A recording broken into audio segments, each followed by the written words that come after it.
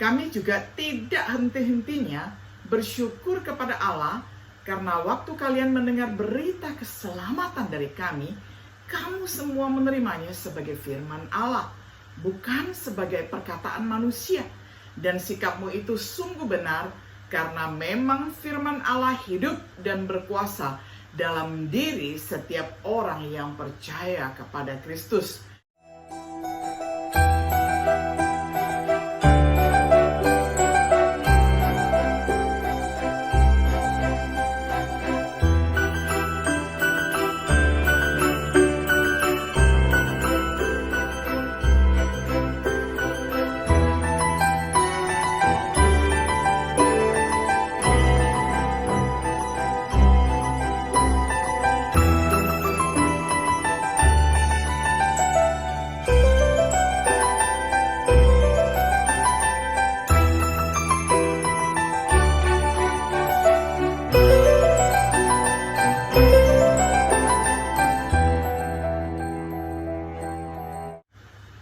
Shalom, sahabat Biblika yang dikasihi oleh Tuhan.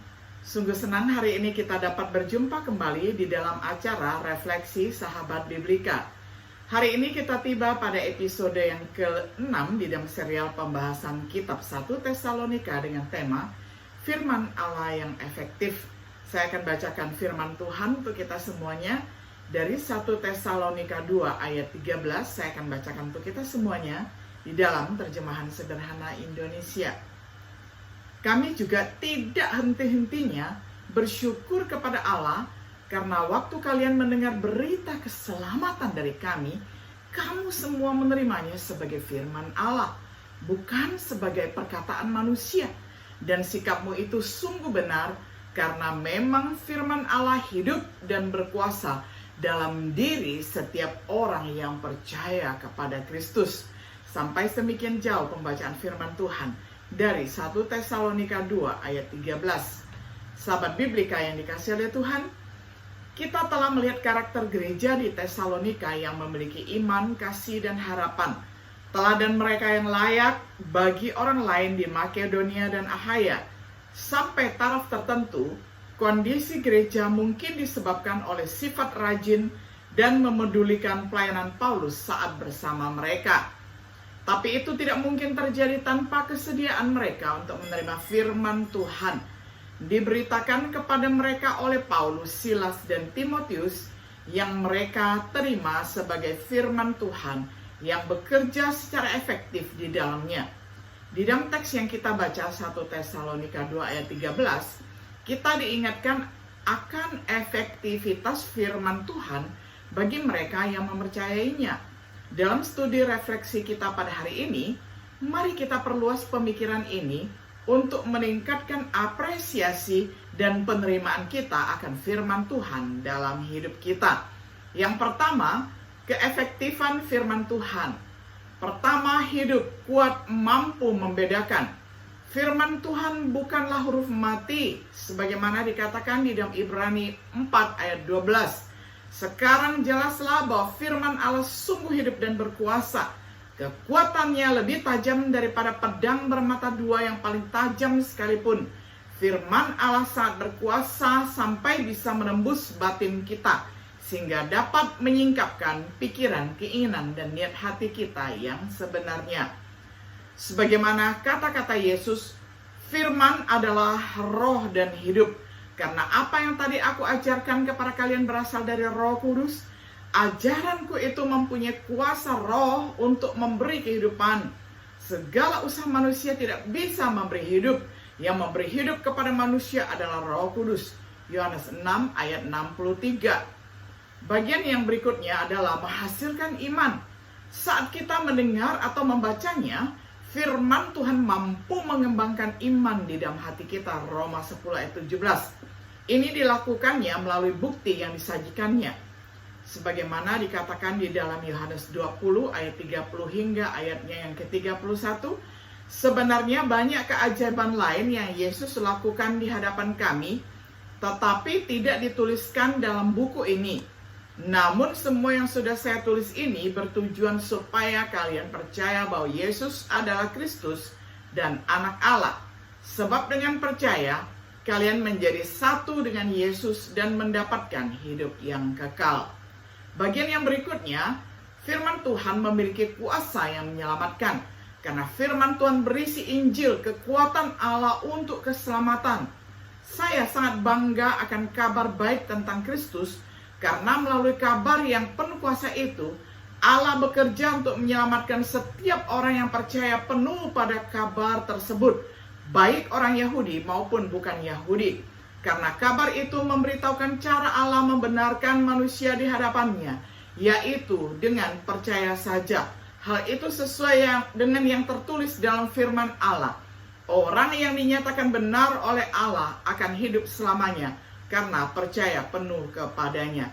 Roma 1 ayat 16-17. Yang sanggup menyelamatkan jiwa kita. Oleh sebab itu buanglah segala yang kotor, najis atau jahat yang masih ada dalam dirimu.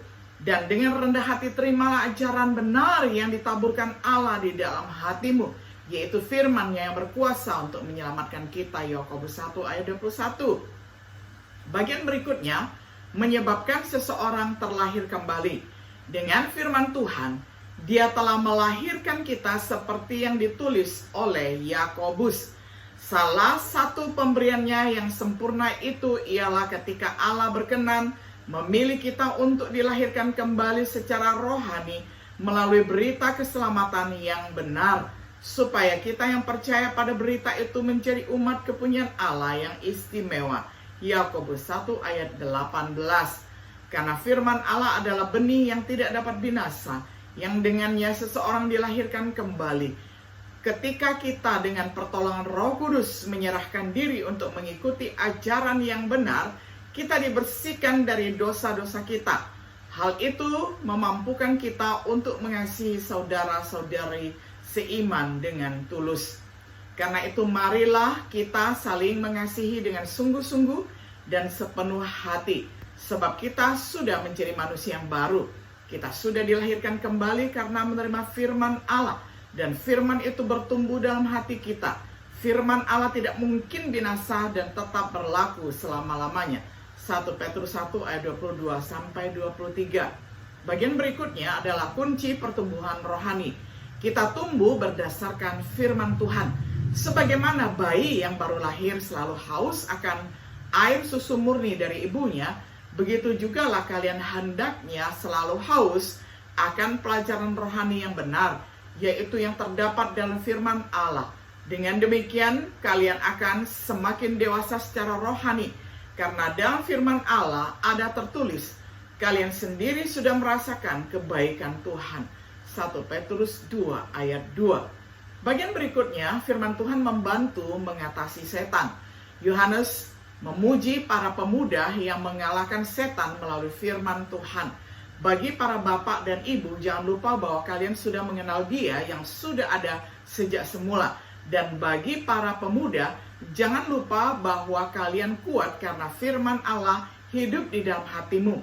Dengan demikian, kalian sudah mengalahkan iblis. 1 Yohanes 2 ayat 14. Tentu saja, Yesus mengalahkan setan dengan memohon kepada firman. Kita baca di dalam Matius 4 ayat 1 hingga ayat yang ke-11. Bagian berikutnya memiliki kuasa untuk mengutus. Seperti yang dipuji oleh pemazmur, Taurat Tuhan itu sempurna, menyegarkan jiwa. Peraturan Tuhan itu teguh, memberikan hikmat kepada orang yang tak berpengalaman. Titah Tuhan itu tepat, menyukakan hati. Perintah Tuhan itu murni, membuat mata bercahaya. Takut akan Tuhan itu suci, tetap ada untuk selamanya. Hukum-hukum Tuhan itu benar, adil, semuanya lebih indah daripada emas, bahkan daripada banyak emas tua, dan lebih manis daripada madu, bahkan pada madu tetesan dari sarang lebah. Lagi pula hambamu diperingatkan oleh semuanya itu, dan orang yang berpegang padanya mendapat upah yang besar. Mazmur 19 ayat 7-11. Seperti juga yang didoakan oleh Yesus, buatlah mereka menjadi milikmu yang khusus melalui ajaran benar. Semua firman-Mu adalah ajaran benar. Yohanes 17 ayat 17.